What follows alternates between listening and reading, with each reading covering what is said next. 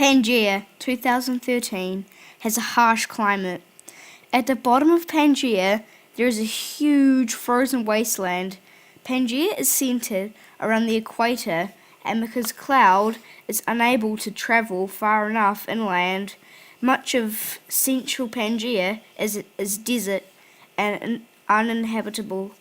It is also dotted with enormous mountain ranges where the previous continents crashed together to form Pangaea.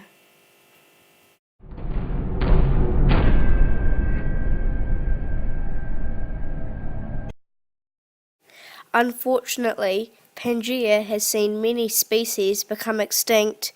A large number of the sea's creatures breed near the shore where the water is warmer and shallower, but Pangaea has less shoreline than the world used to. The shoreline is dominated by the strongest. Many fish have teeth and have thicker skin to help with the cooler water. Water away from the shoreline is colder, and far into the ocean, the water can become icy. The land is ruled by reptiles because they can handle the extreme temperatures and lack of water better than mammals. Their bodies are covered in scales, they are cold-blooded, and they can survive on the small amount of water they get from their food. Mammal species and numbers have been severely reduced. They cannot handle the harsh climate. The land that is most suitable for them to live on is covered with humans in their cities and structures. When mammals are forced to move further inland, they become easy prey for reptiles. The few mammals that have survived have had to adapt to life on an Earth that has limited space, so they may be smaller, eat and drink less, and must be useful as a source of food or goods for humans to want to give up useful space to keep them around.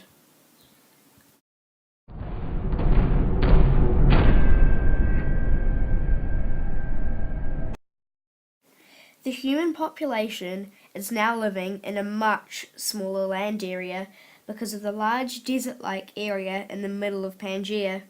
I would like to think that the people will live in harmony because they have closer contact and less language barriers. If problems arose, they could simply be discussed and a solution agreed upon.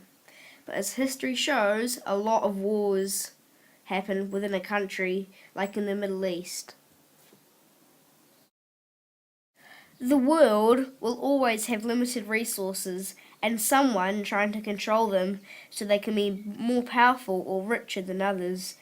People still have different beliefs.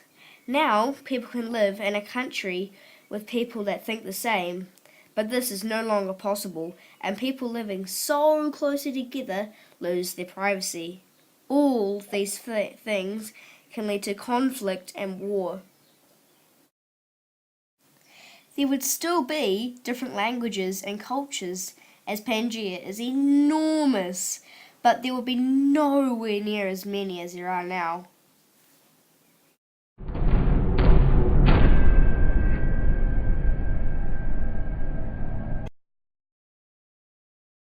Plant species have also reduced hugely.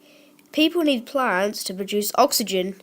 Around 70% is made by sea plants. The largest producer is an algae known as phytoplankton. Phytoplankton is generally more plentiful in cold waters, so now over 90% of the world's oxygen is produced by sea plants. This reduces the need for so many land plants. The plants that we have kept have a use for humans. They either produce food or goods like fruit and paper, or grow in the uninhabitable parts of Pangaea, like cacti and palm trees.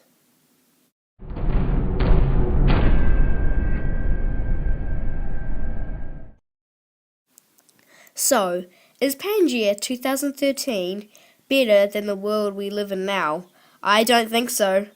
Even as we speak, the continents beneath us continue to move, and eventually, it is estimated in about 250 million years, a new Pangaea will form.